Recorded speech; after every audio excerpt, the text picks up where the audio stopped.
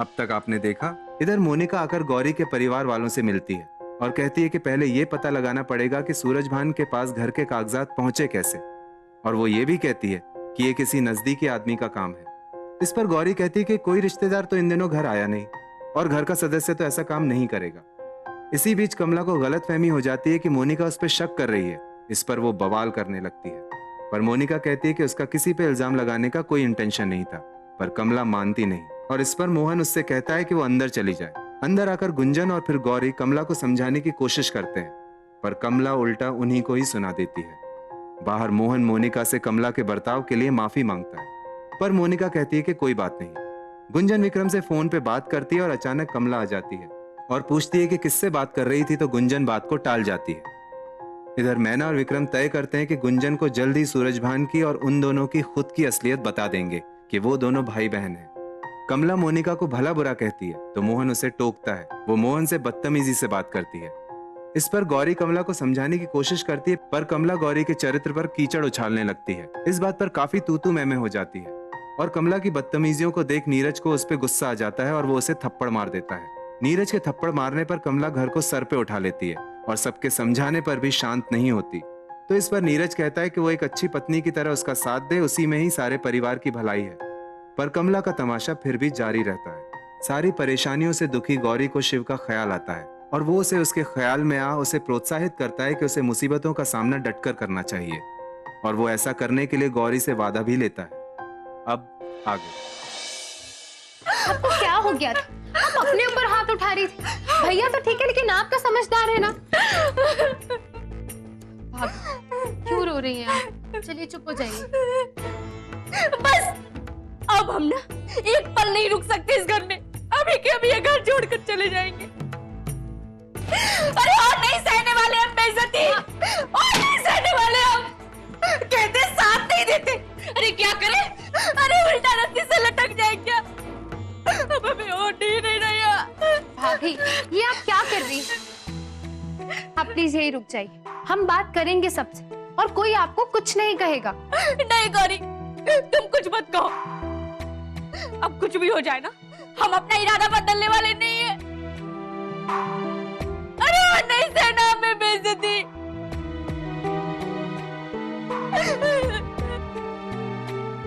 जरा देख तो गुंजन, भाभी इस साड़ी में कितनी अच्छी लग रही है। आप सच कह रही हैं दीदी। हाँ गुंजन, तुम देखो ना, तुम्हें पता है जब भाभी ने ये साड़ी मुंबई में पहनी थी ना, तो हम तो इन्हें पहचान ही नहीं पाए थे।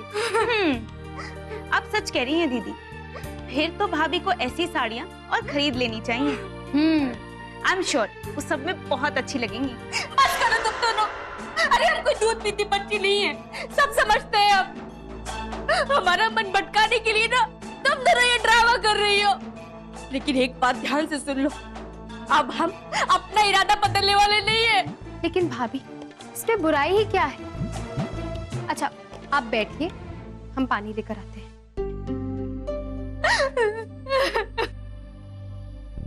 भाभी प्लीज चुप हो जाइए। लीजिए पानी पीजिए।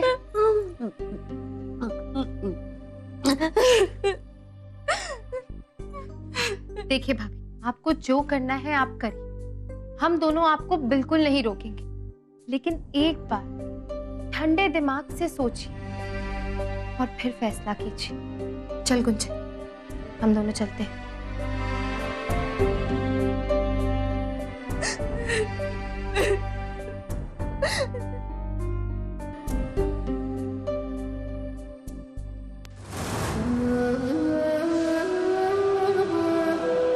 मोहन श्रीवास्तव,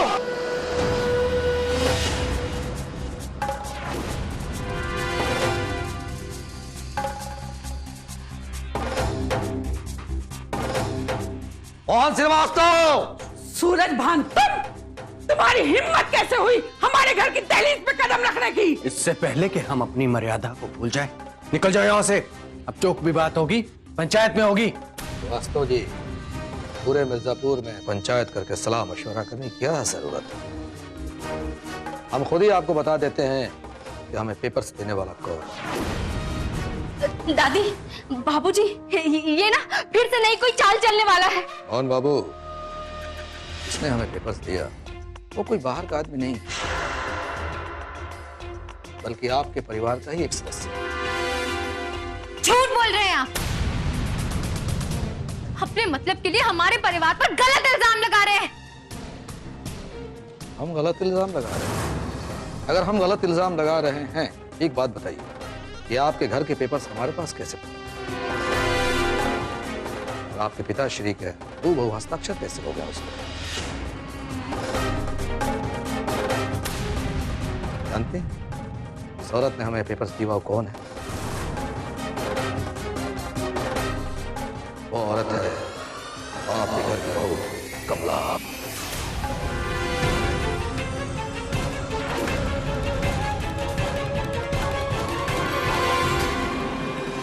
कमला? कमला, तुमने ये धोखाधड़ी क्यों की हमारे साथ? बोलो क्यों किया ऐसा? दुल्हन, ऐसा करते हुए तुम्हारा कलेजा नहीं कांपा? अरे हम तो सोचते थे कि तुम्हारी जबान काली है, लेकिन तुम तो दिल की भी काली निकली। कमला, हम सपने में भी नहीं सोच सकते तुम इतना गिर जाओगी। अब तुम इस घर में नहीं रहोगी, तुम नहीं रह सकती इस घर में। दादी, दादी हमें माफ कर दो दादी। तुम्हें कोई माफ भी नहीं मिलेगी। बाबूजी हमें माफ कर दीजिए।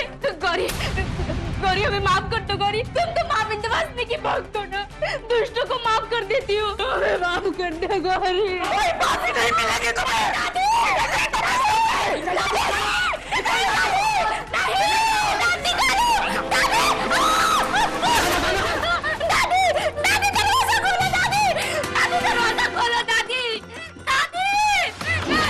दरवाजा खोलो दादी। गौरी, गौरी, खोलो दरवाजा, खोलो। बाबूजी दरवाजा खोलिए, दरवाजा खोलिए बाबूजी।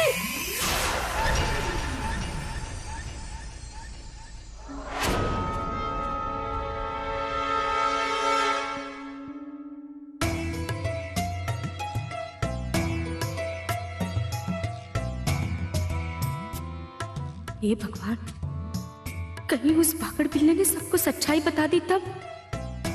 यह सपना अगर सच हो गया तब हो जाएगा सब बंटाधार। क्या करोगी कमला?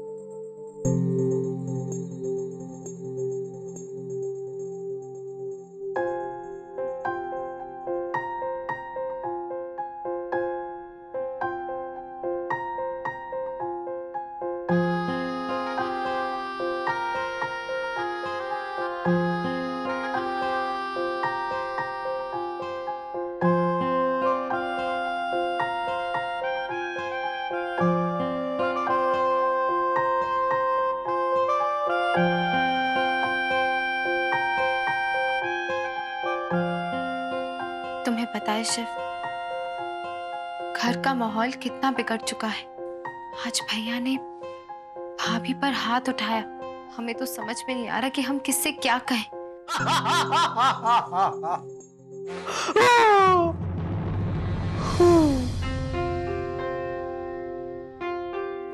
हमें परेशान देखकर तुम्हें हंसी आ रही है। हंसू नहीं तो क्या करूं?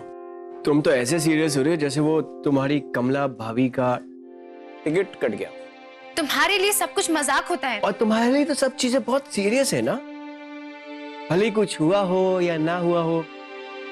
तुम औरतों को एक कोने में मुंह फुला के बैठना अच्छा लगता है ना, मजा आता होगा। कितनी प्रॉब्लम है ना लड़कियों की। गौरी,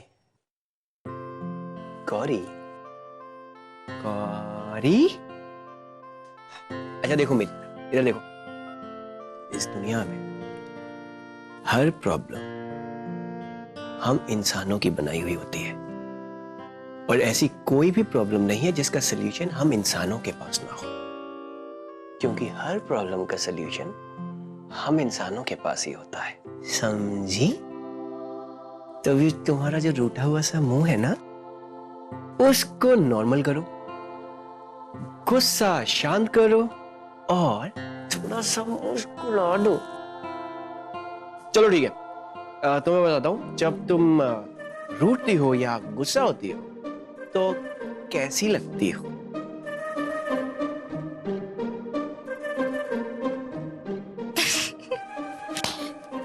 तुम हमारा मजाक उड़ाओगे? ले मेरा छोटा सा बेबी। ऐसी स्माइल किया करो, समझी? सारी प्रॉब्लम सॉल्व हो जाएंगी। बेमतलब मैं रोंदू सा मुंह बना के बैठ जाती हूँ टाइप्स। अब एक काम करो, शांति से जाके सो जाओ। जब भी कोई प्रॉब्लम होगी तो तुम्हारे ये शेप तुम्हारे सामने प्रकट हो जाएंगे।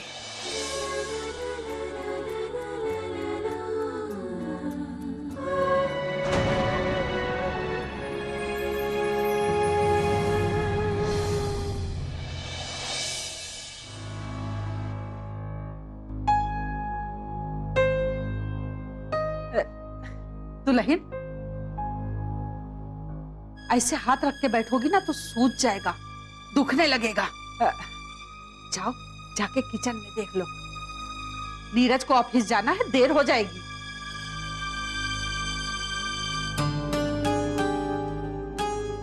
प्रणाम अम्मा। खुश। चाय मिलेगी क्या आज हमें? हाँ हाँ, क्यों नहीं। दुल्हन, जाओ अपने बाबूजी के लिए चाय ले आओ।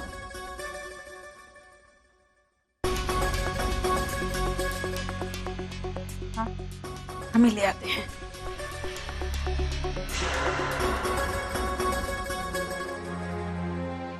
इसे क्या हो गया? कुछ काम नहीं कर रही, बैठी हुई?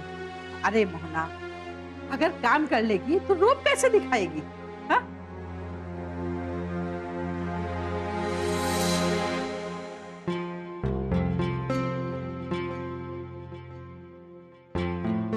मैडम जी, आपकी उस दिन की मदद के लिए बहुत बहुत धन्यवाद। वैसे एक बात कहनी थी आपसे। हाँ हाँ नीरज, बोलो। What is it? एक्चुअली उस दिन घर में हमारी पत्नी कमला की बदतमीजी के लिए हम बेहद शर्मिंदा हैं और उसके लिए माफी मांगते हैं। बिना सोचे समझे कुछ भी बोल देती है वो। अरे नीरज, माफी क्यों मांग रहे हो? It's okay. कभी कभी ऐसा होता है कि इंसान गुस्से में कुछ भी गलत बोल जाता है। तुम्हें माफी मांगने की जरूरत नहीं है। After all it's human behaviour.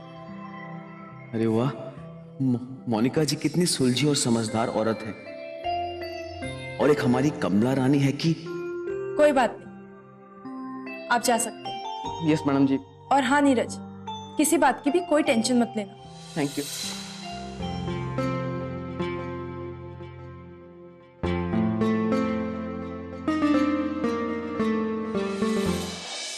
जब भी कुछ अच्छा होने वाला होता है, कुछ ना कुछ गलत हो ही जाता है।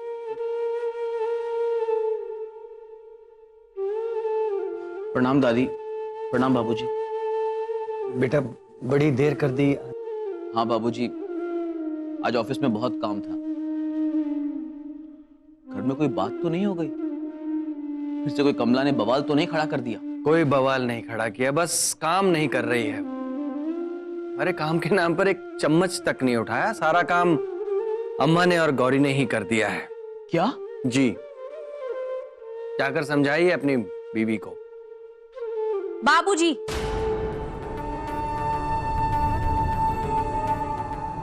कर लीजिए हमारी शिकायत अपने बेटे से। वैसे भी हम तो आपकी आंखों में हमेशा से खटकते आए हैं ना। कमला बहू, ये क्या फिजूल की बात लगा रखी है? अरे कल जब मोनिका जी आई थी तो क्या जरूरत थी बात का बतंगड़ बनाने की? उन्होंने तुम्हारी तरफ तो इशारा करके कुछ नहीं कहा था ना? आपको कुछ समझ में आए तब ना। अरे वो औरत ना हमारी तरफ नहीं बल्कि पूरे घर की तरफ इशारा कर रही थी। अरे हमने तो आपको बचा लिया, धन्यवाद करने के बजाय उल्टा हम पर ही बरस रहे हैं। दुल्हन, आखिर तुम कहना क्या चाहती हो? धन्यवाद से क्या मतलब है तुम्हारा? वही जो आप समझ रहे हैं। आप नहीं ना बाबूजी, शराब के नशे में पेपर साइन करके सूरजभान जी को दिया।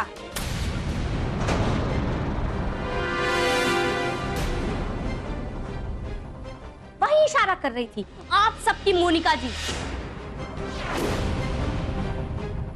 बड़ी आई मदद करने वाली। कमला बहू,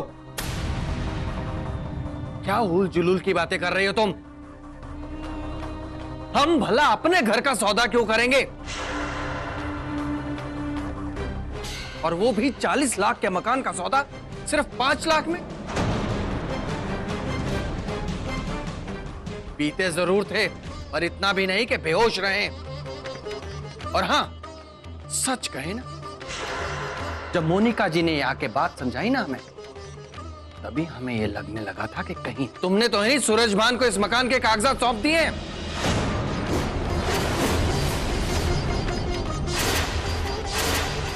क्योंकि रिश्ते की बात तुमने ही शुरू की थी। सूरजभान जी के साथ भी सारी बातें तुमने ही की थी। तो इस बात की क्या गारंटी कि तुमने इस मकान का सौदा ना किया अपने निजी फायदे के लिए? अब बड़े से बड़ा बवाल खड़ा कर रही हो। कभी गौरी पर झूठा इल्जाम लगाती हो और कभी हम पर। बोलो, चुप क्यों हो? हे भगवान, अरे इतना बड़ा इल्जाम! अरे हम तो इस घर के लिए ना अपने शरीर का खून भी बहा दें तो उसे भी नकली समझा जाएगा। जब से इस घर में कदम रखा है ना, तब से हमारी किस्मत में शनि चढ़ा हुआ है। पर अब और नहीं सहने वाले हम। आज के आज ही ना सारा टंटा ही खत्म कर देते हैं। माँ विंध्यवासिनी ही जाने अब ये दुल्हन कौन सी नई नौटंकी करने वाली है। पुलिस को! यही इल्जाम है ना अम्मा कि हमने दिया है, सौदा किया है घर का, हमारे साथ झूठ का पैसा। वरना माँ कमला पागल हो गई हो क्या? कमला, भाभी, क्या करने जा रही? बाबूजी की कही हुई बात आपने दिल पर इतनी लगा ली कि अपने आप को आग लगाने जा रही थी। हम सब जानते हैं कि बाबूजी के दिल में आपके लिए कोई कड़वाहट नहीं है। उन्होंने जो कहा वो गुस्से में कहा कि वो परेशान है। आप तो समझदार है ना। गौरी, इसे कुछ समझाने की जरूरत नहीं है। इसे हम सबकी कोई परवाह नहीं है। इसे बस अपनी परवाह है। अपने ही अहंकार में दिन रात जलती रहती है ये।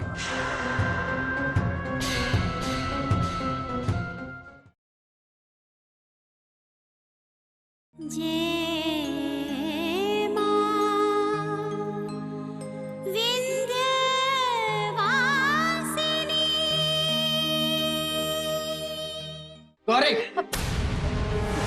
इसे कुछ समझाने की जरूरत नहीं है। इसे हम सबकी कोई परवाह नहीं है। इसे बस अपनी परवाह है। अपने ही अहंकार में दिन रात जलती रहती है ये।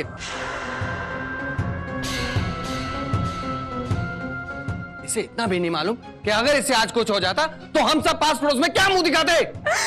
सुना गौरी तुमने? हम क्या करें हम, तुम्हें बता। अरे अपने ऊपर मिट्टी का तेल डाल लिया, इसके बाद भी बाबूजी हमें जी जलाने वाली बातें कर रहे हैं।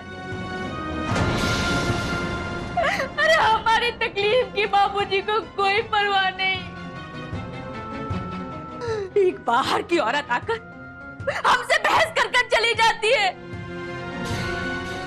हमारे पति ने हमें सबके सामने थप्पड़ मारा, फिर भी किसी को कोई असर नहीं। और आज अपने घर के सौदा करने का इल्जाम लगाया जा रहा हम पर। हम कितना सहे गौरी, बोलो हम कितना यहाँ से। अरे दुल्हन, एक थप्पड़ ही तो मारा है, कोई चमड़ी तो नहीं उधेड़ दी ना? दादी आप प्लीज शांत हो जाइए।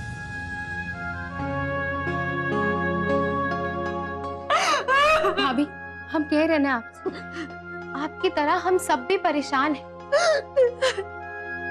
सिर्फ इसीलिए एक दूसरे पर गुस्सा निकाल रहे हैं, लेकिन गुस्से से कोई हल तो नहीं निकलता ना। देखिए भाभी, बाबूजी, दादी, नीरज भैया, वो मोनिका मैडम ने जो कुछ भी कहा, जो कुछ भी किया, वो अपना आपा खोकर गुस्से में किया। और आप जानते हैं ना कि गुस्से में खुद पर किसी को काबू नहीं रहता, है ना बाबूजी?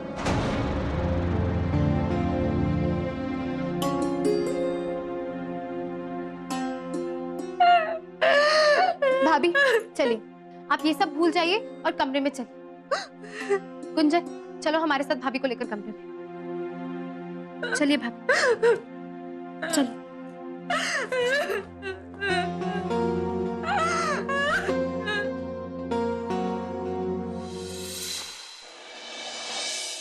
बलदेव, बलदेव। जी साहब। गाड़ी तैयार है? जी साहब तैयार है। लेकिन साहब हमारे रहते आप इतनी भागम भाग क्यों कर रहे हैं? क्या है बलदेव, इस दशहरे पे गौरी को मिसेज सूरजभान बनाना है, इसीलिए खुद ब खुद भाग दौड़ करना पड़ रहा है। लेकिन साहब इस दशहरे तक ये कैसे हो पाएगा? हो जाएगा बलदेव, बस तुम देखते जाओ कि हम क्या क्या करते हैं।